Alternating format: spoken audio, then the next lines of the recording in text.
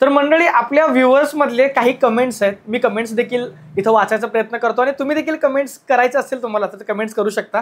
काही कमेंट्स आहेत ह्या आपण इथं बघूया.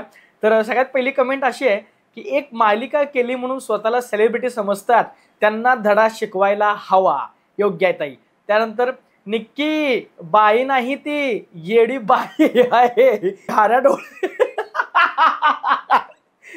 डोळ्याचं कुत्रा आहे, घाऱ्या डोळ्याचं मांजर असते ते, पण ही घाऱ्या डोळ्याची कुत्री आहे. अरे नाही झालं हे. त्यानंतर पुढचा अजून एक कमेंट आहे, जान्हवी स्वतःला ऐश्वर्या राय समजते पण दिसत नाही म्हणून सारे जग फसते.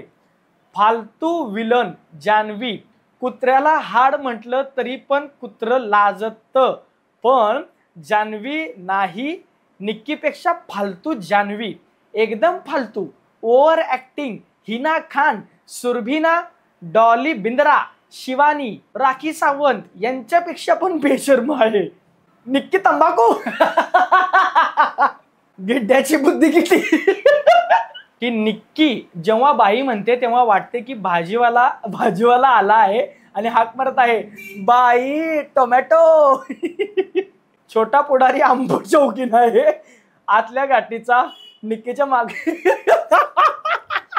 मंडळी, हे सगळे कमेंट होते. अजून भरपूर कमेंट आहेत, पण आपण वल्गर किंवा जास्त अडल्ट कंटेंट नाही घेतले, कमेंट नाही घेतले. तुम्ही देखील कमेंट करू शकता. मी सगळे कमेंट वाचतो, सगळे म्हणजे सगळे कमेंट वाचतो. सगळ्या कमेंट्सला माझं लाईक देखील असतं, मला आवडलं तरी.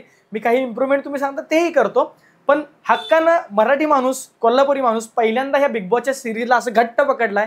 तुम्ही बिग बॉस बघत असाल किंवा नसाल, माझी ही गॅरंटी आहे की माझा जो दुपारी 2 वाजता रोज एपिसोड पडतो, त्या एपिसोडमध्ये तुमच्या मनातल्या गोष्टी ज्या आपल्याला वाटतं, मराठी ऑडियन्स म्हणून आपल्याला वाटतं, त्या मी नक्कीच ठेवायचा प्रयत्न करतो. आणि असंच मी करत राहावं यासाठी सबस्क्राईब करणं गरजेचं आहे. माझं पण आरबाज तू सारखं व्हायला लागले, ते सरफरा व्हायला लागले.